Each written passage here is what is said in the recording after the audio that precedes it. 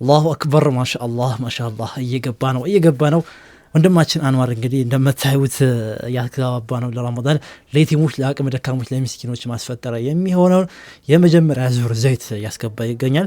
ዛሬ ወደ 6 ካርቶን ገዝተናል። ዋጋው እንደምትመለከቱት 36600 ብር ነው የከፈልነው ለዚህ የዘይት ማለት ነው። በቃ ያለው የተላከልኝ ብር እንዳለ አውጥቼ ነው የገዛውበት ዘይቱን።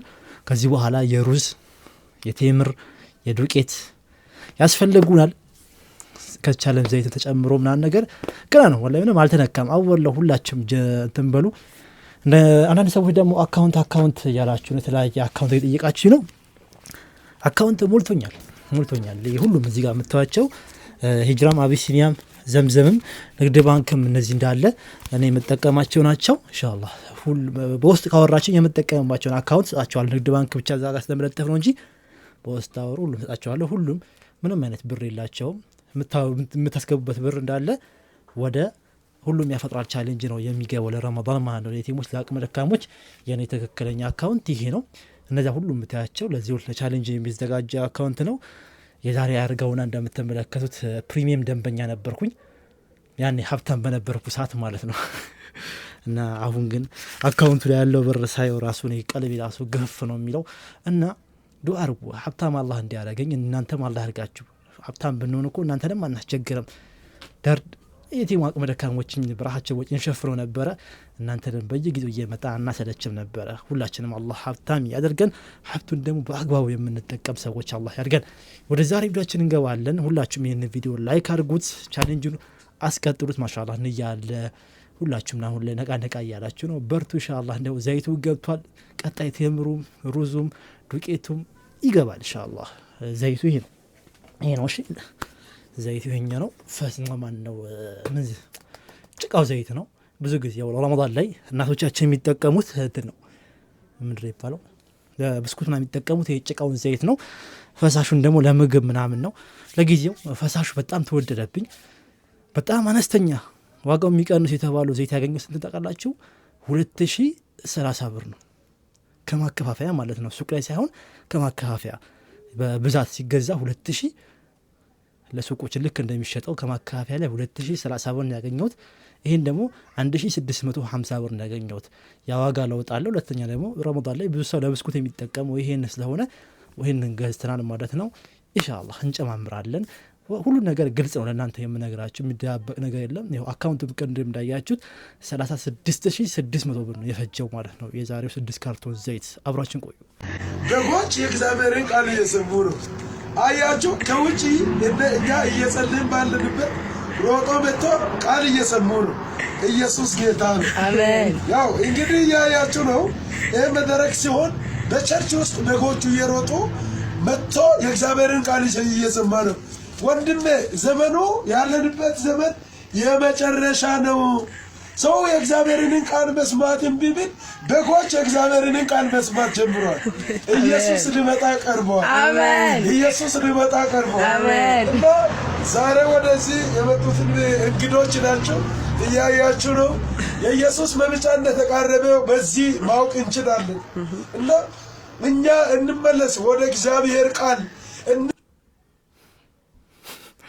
በቁማቸው እኮ ነው የሚጫወቱባቸው።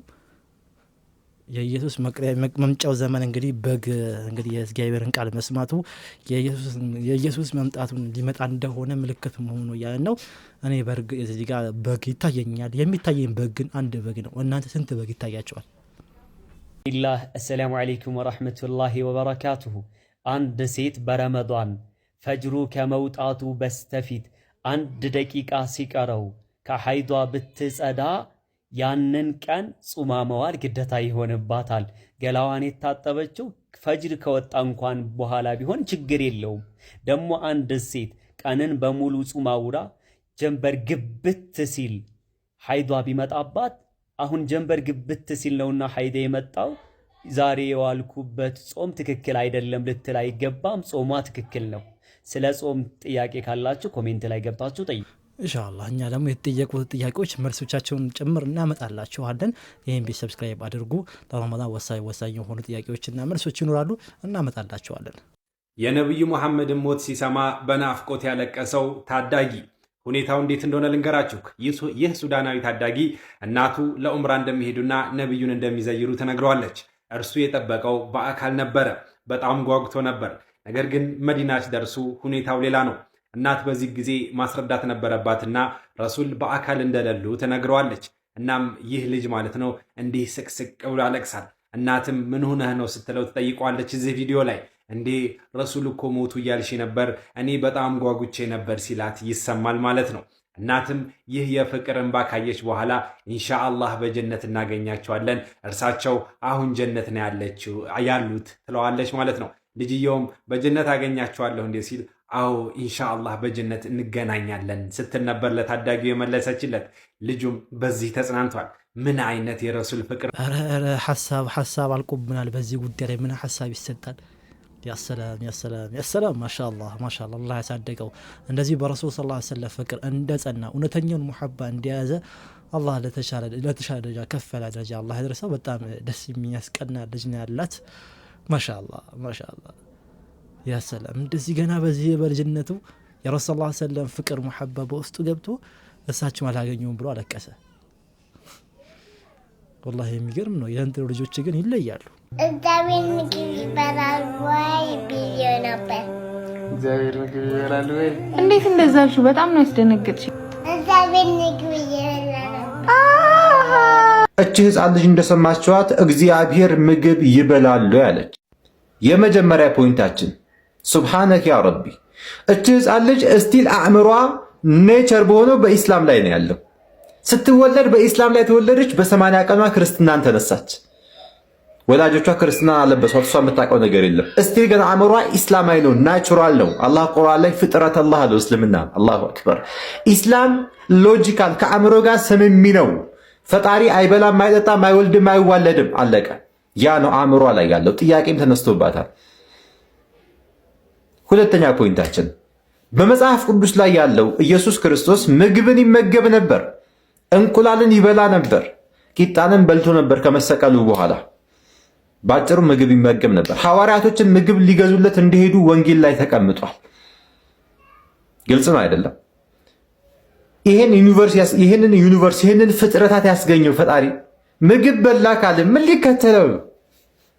ኢየሱስ ክርስቶስ እንደኛው ወንድ ልጅ ነው፣ ሰው ነው፣ ጨጓራ፣ ኩላሊት አለ፣ ጥርስ አለው፣ ምላስ አለው የሚያላምጥበት ሰው ነዋ። ፍጡር እኮ ምግብ ከበላ የሰው መድረሻው የት ነው? ሱብሃነከ ያ አላህ። እንደዚህ አይነት ተግባር የጠራ ነው ፈጣሪ አላሁ ሱብሃነሁ ወተዓላ። መለኮት ምግብን አይመገብም። መለኮት ፈጣሪ ምግብን አይበላም፣ አይጠጣም። ግልጽ ነው አይደለም? አላሁ ሱብሃነሁ ወተዓላ ናቹራል በሆነው የነቢያቶች መንገድ በሆነው በኢስላም ላይ ሂዳያ እንዲሰጣችሁና በሱ ላይ እንድትሞቱ ምኞቴ ነው። ማዕሰላማ። ሱብሃነላህ። እጅግ በጣም የሚገርም ሐሳብ ነው ህፃን ልጅ ያነሳችው። እቺ ልጅ ያነሳችው ሐሳብ እስቲ እንመልከተው። ሐቂቃ በጣም ሲሪየስ የሆነ ነገር ስትመለከቱት ማለት ነው። ምክንያቱም እቺ ገና ልጅ ነች።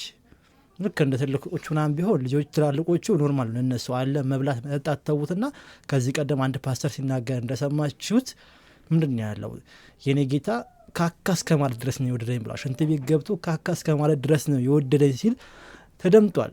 ይሄ ከትላልቆቹ ጋር የሚሰማ የሚነገር ነገር ነው። ነገር ግን እቺ አንድ ፍሬ ልጅ ማለት ነው። አስቡት እስቲ በአእምሯችሁ የሆነ ፈጣሪ የምትሉት አካል እንደማይበላ እንደማይጠጣ ገና በዚህ ልጅነቷ ውስጡ አለ።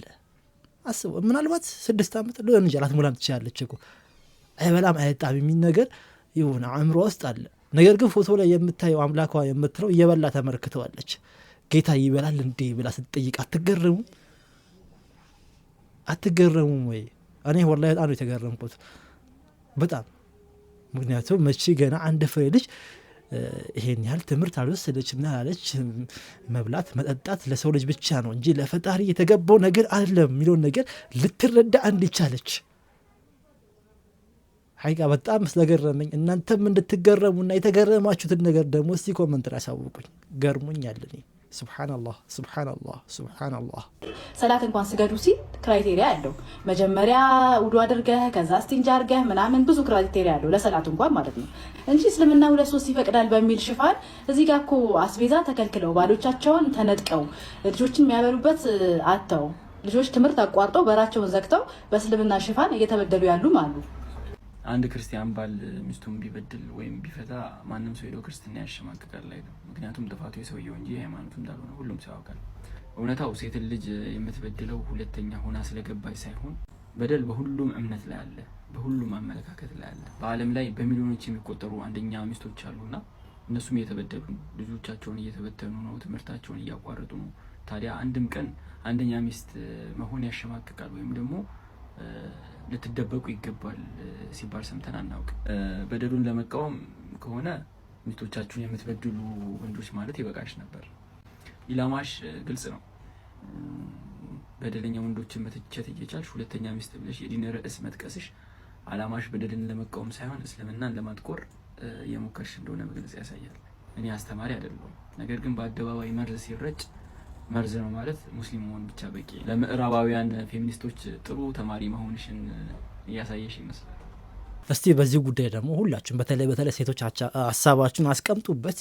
አንዳንዴ የሆነ ለሴቶች መብት እንሟገታለን ምናምን የሚሉ በቲክቶክ ዓለም ላይ በቅ ይላሉ። ከዛም በኋላ የሚቀባጥሩት ነገር ምንም ይሄን ያለ እዚህ ግባ የማይባል ወይም ውሃ የማያነሳ ሀሳብን ያነሳሉ።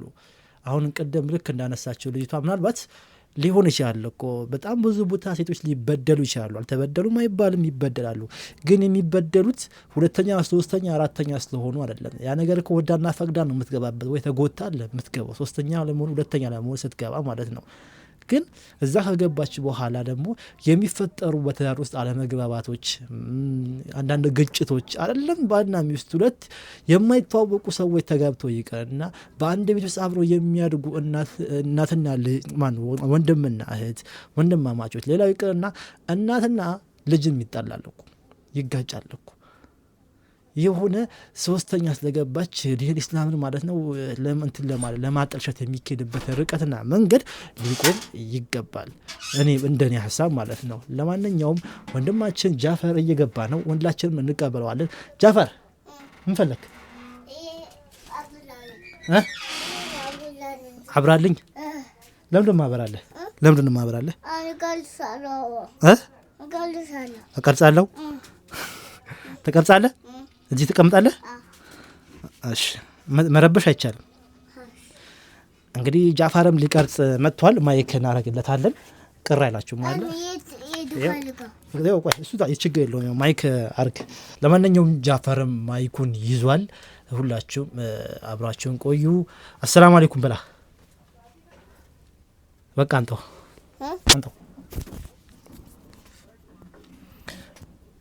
ዋይፋይ ፈልገን የመጣው እንዳበራለህ። ለምን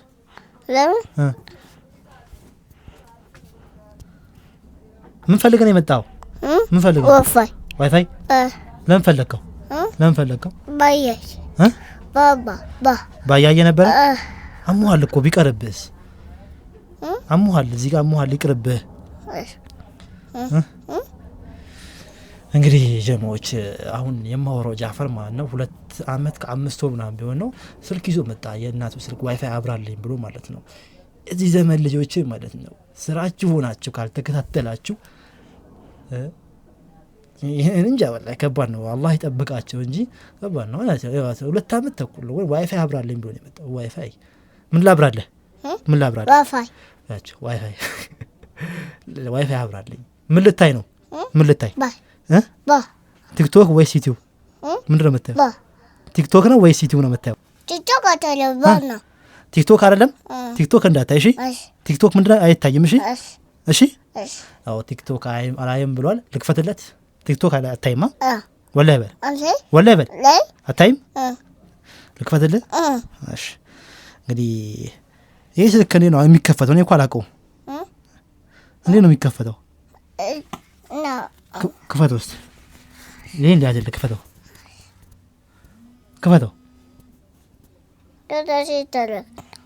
ከፈትከው? ከፈትከው? ለምን አልከፈትከው? እሺ ጋር ክፈተውና ቆይ ዝም ብለህ ነካክተህ ደቂቃ እየቆጠረ ነው። በኋላ ይከፈታል። ከኡስታዝ አቡበከር አህመድ የተላለፈ የጥንቃቄ መልእክትን ላጋራችሁ። ኡስታዝ አቡበከር አህመድ ከደሙ ንጹህ ነኝ ብሏል። ምን መሰላችሁ የተፈጠረው? በኡስታዝ አቡበከር አህመድ እንዲሁም በተለያዩ ትልቅ ስም ባላቸው ሰዎች አማካኝነት ስማቸው ልክ ፎቶውን እዚህ ጋር እንደምትመለከቱት የተለጠፉ የማጭበርበር ስራዎች በሰፊው እየተከናወኑ ይገኛሉ። ኡስታዝ አቡበከር አህመድ አሁንም ወደፊትም እንደዚህ አይነት ስራዎች ላይ ንክኪ አይኖረኝም፣ ብዙዎች እየተጭበረበሩ ይገኛሉ፣ እኔ ጋር የሚያነካከው የሚያገናኘው ነገር የለምና ራሳችሁን ከመሰል የማጭበርበር ድርጊቶች ተቆጠቡ። በኦንላይን ስራ ሰራላችሁ ሀላል ከስብ ሀላል የሆነ ስራ ምናምን ነገር የተባለ የኔና መሰል ሰዎችን ፎቶ ምስል እየተጠቀሙ እያጭበረበሩ ነውና ራሳችሁን ከእንደዚህ ነገር አቅቡ። እኔ ከእንደዚህ ነገሮች ጋር ግንኙነት አሁንም የለኝም ወደፊትም አይኖረኝም ሲል እንግዲህ አስተላልፈዋል ማለት ነው። ይህን ነገር ላስተላልፍላችሁ ብዬ ነው። ብዙዎች ሊጭበረበሩ ይችላሉ።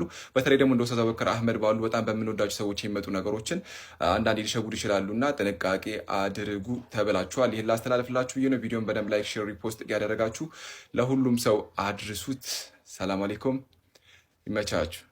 ወዓለይኩም ሰላም ወራህመቱላሂ ወበረካቱ። አንተም ይመችህ ሐቢቢ። ይሄ ጥሩ መልእክት ነው። እንግዲህ ሰሞኑን ፌስቡክ ላይ ያየሁት ነበረ። ኡስታዝ ያሲን ኑሩም ኡስታዝ አቡበከርም እንደዚህ አድርገው በወጣቱ ባለሀብት መንሱር ጀማል ጋር በማድረግ ሐላል ሽቀላ ምናምን ነገር እያሉ ሐላል ገንዘብ ቢዝነስ ምናምን ብለው እያመጡ ይገኛሉ። ፌስቡክ ላይ በተለይ ያላችሁ ሰዎች ተጠንቀቁ። እንደዚህ አይነት ነገሮች ስታዩ በሰዎች በዝነኛ ሰዎች ወይም ሰዎች በሚወዳቸው ሰዎች በእነሱ ስም ማለት ነው ለመብላትና ለማጭበርበር የተከፈቱ እንትኖች ናቸው። ኡስታዝ ያሲን ኑሩም ይህን ነገር የለውበትም ሲል ፌስቡክ ላይ ፔጁ ላይ አይቻለሁ። አሁን ደግሞ ያየሁት ቅድም በማን ነው በተወዳጁ ዓለም አቀፍ ዳዒ በሆነው ዶክተር ዛኪር ናይክን ፎቶ አድርገው ለማጭበርበር እየሞከሩ ነው። ስለዚህ ተጠንቀቁ። ስለኔ ሂጃብ እኮ ለምን የማይመለከተኝ? ካሜራውን ዝቅ አድርገው አይመለከተም እኮ አይመለከተኝም። ስለኔ ምን አይመለከተም? በቃ እኔ ሙስሊም ነኝ አልኳቸው። አንዴ ምን ሙስሊም ትሆኚ ታዲያ ለሰው ፍቅር ብለሽ አይደል? እምነቱን ካገበርሽ አንቺ እኮ ድሮ መሆን ትችይ ነበር ሙስሊም። እምነቱን ካገበርሽ ስለኔ ይሄን ሂጃብ አልመለስልሽም። ሂጃቡን አልመለስልሽም። ለምን መለስልሽ? ሂጃቡን እንዴ ሂጃቡ ለምን መለስልሽ? ለሰው ብለሽ ለፍቅር ብለሽ አይደል እምነትሽ የምትቀይሪው? እሺ ለፍቅር ተብሎ ለእምነት ተብሎ ትቀይራለሽ እንዴ? እምነት ለፍቅር ብለሽ እምነት ትቀይራለሽ እንዴ? ቲነስና ለሰው ብላ እምነቷን ትቀዳለች እንዴ? ለሰው ብላ እኔ እውነቱን ስናግርሽ እስልምና በጣም የምወደው እምነት ነው። በጣም ብዙ ጓደኞች አሉኝ። የፍቅር እምነት ነው አውቀዋለሁ። ነገር ግን ከምን የተነሳ ሙስሊሙ እሺ ሙስሊም የምትሆነው እሷ ለወንድ ልጅ ብላ ነው?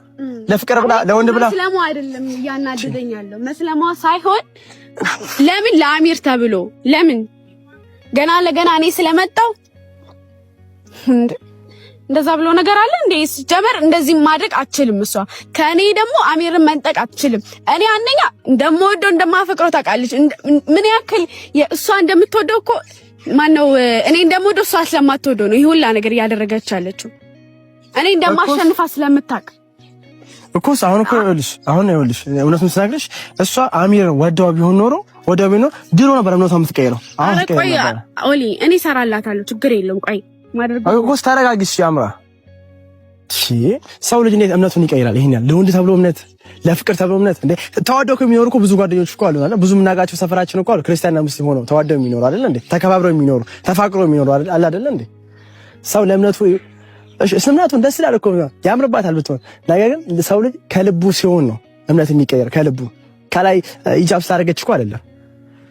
እና ወደ ቤተሰቦች በጣም ከፍቶኛል፣ በጣም አዝኛለሁና ይሄን ያኔ ከቤቴ ያልጠበቀም ክርስቲያን ነበረች። በክርስትና በጣም የምታምር በክርስቲያን ሆና በጣም ውብ የሆነች የምታምር ልጅ ከመሬት ተነስታ እስላም ሆንኩ ለወንድ ልጅ ብዬ ለፍቅር ብዬ እንዴ! እስልምና ራሱ ውስጥ ያሉ ሰዎች ራሱ እኮ በጣም ይሄ ቢሰሙ ራሱ በጣም የሚንገበገቡበት ጉዳይ እኮ በጣም አንገብጋቢ ጉዳይ። ምክንያቱም ሰው ከመሬት ተነስቶ እምነቱን አይቀይርም። እና ወደ ቤተሰቦች በጣም አናዳኛለች ከምላችሁ በላይ። እኔ እንደዚህ አልጠበቅኳትም ቤቴ ራሱ። በቅድሚያ እናንተን ውድ ተመልካቾችን ይቅርታ ጠይቃለሁ በእንደዚህ በማይረባ ቪዲዮ ጊዜያቸው ስለገደልኩት በአሁኗ ደቂቃ ማለት ነው። ምክንያቱም እናንተን የሚመጥን መስሎ ስላልታየኝ፣ ነገር ግን ማለት ነው አንዳንዴ እነዚህ አይነት ቪዲዮዎችን አይተን ችላ ብሎ ማለፍ ስላልፈለግኩ ነው። እነዚህ የዩቱብ ብር ልባቸውን ያሳበጣቸው፣ አይናቸውን ይጋረዳቸው፣ ጆሮአቸውን እንዳይሰሙ ይደፍናቸውን፣ ማሰቢያቸው ማለት ነው እንዳያስቡ በብር የተደፈኑ ሰዎችን ልንቆንጣቸው፣ ልንገሳቸው፣ ልንመክራቸው አልፎ ተርፎ በህግ እንዲጠየቁ ማድረግ ይኖርብናል። የማያውቁትን እምነትን ለማንቋሸሽና ለማውረድ የሚሄዱበት መንገድ እናስቆም ይገባል። ይህ ሰውዬ እንደሰማችሁት ለወንድ ብለሽ ምናምን ነገር እያለ ሲናገር ሰምታችኋል። ድራማው ላይ ማለት ድራማ ነው፣ የዩቲዩብ ድራማ ነው። ታውቃላችሁ እነዚህ ጋጠወጦች ናቸው፣ ምንም ነገር ይሰራሉ። በቃ የዩቲዩብ ብር አንዴ ከገባችሁ ከቀመሳችሁ በኋላ ማለት ነው በጣም መጥፎ ነው። ምክንያቱም በቪው ስለሚከፍል ማለት ነው። ምን ስራ ምን ነካካ ምን ሰዎች እንዲያዩልን የትኛውን ኢሹ እናሳያሉ ማለት ነው። ብር ለማግኘት የሚትኬድበት ርቀት ነው። አሁን ላይ እንግዲህ ከውሸት ድራማቸው ከፍ ብለው መጥተው በእምነትም ጭምር እየመጡ ነው። እምነት ላይ ለወንድ ብለሽ ሰለምሽ ምናምን ነገር ይሄ የሚያሳየው ብዙ ከዚህ በኋላ የሚሰልሙ ሰዎችን ጭምር አታክ ለማድረግ ነው። ለወንድ ብለሽ ነው ሰለምሽው የሚሉት ነገር አለ። እንደሰማችሁት ልክ ውስጧን ከፍቶ ልቧን ያየው ይመስላል። ብዙ ሰዎች እንደዚህ ያሉ አለ ሲሰልሙ ለወንድ ብለሽ ነው። እነሱ አውቀው ተምረው ይሁን አያውቁም ውስጣቸውን ያዩት ይመስል ደግሞ ማስተባበያ ሰምታችኋል ያለው እኔ እስልምና እኮ ውብ ነው፣ እስልምና እኮ እንደዚህ ነው ግን እንደዚህ ይላል። አንተ ውስጧን ይታቃል ሲጀመር ማለት ነው። ድራማ ሆነና እንጂ እንለፈው ድራማ ስለሆነ ይሄን ድራማቸውን ደግሞ ሊያቆሙ ይገባል። በእንደዚህ በእምነት ገብተው ሊጨማለቁ አይገባም። ቲክቶከሮችን ሲያስር የነበረው የህግ አካል በእንደዚህ አይነት ደግሞ በውሸት ድራማ የሰውን ጊዜ ራሱ የሚገሉት የሰውን እምነትን የሚነካኩ የሰው ባህልና ወግን የሚነካኩ ሰዎችን በህግ ቢጠይቁ መልካም ነው ብዬ አምናለሁኝ። እንደኔ የእናንተንም ሀሳብ ኮመንት ላይ አስቀምጡልኝ። የጀማዓ ዛሬ ቪዲዮ ይህን ይመስል ነበረ። ኢንሻአላህ እንግዲህ ዘይታችንን ይዘመተናል። ይሄንን ዘይት ሁላችሁ ታጥፉ። በጣም አንድ ዘይት ነው እኔ አቅም የሚችለው ያላችሁ ሰዎች ካላችሁ 1650 ብር ብታመጡ አንድ ዘይት እንገዛበታለን። እኔ ሩዝ ነው የምችለው ካላችሁ ደግሞ 1000 ምናምን ነው ዋጋው። በጣም ስለሚቀያየን ነው እንደዚህ ያክል አንጡ ለማለት የከበደ። የነጌታችሁትን 100 ብርም ብትሆን 50 ብርም ብትሆን 5 ብርም ብትሆን የነጌታችሁትን ብትለኩ ከሌላ ሰዎች ጋር ይደማመርና ልክ እንደዚሁ ዘይት ይገዛናል። ልክ ሩዝ መሳሰሉ ነገሮችን የረመዳን አስቤዛ ይገዛል ማለት ነው። አስረዘምኩባችሁ፣ አፉ በሉኝ። ሰላም አለይኩም ወራህመቱላሂ ወበረካቱ።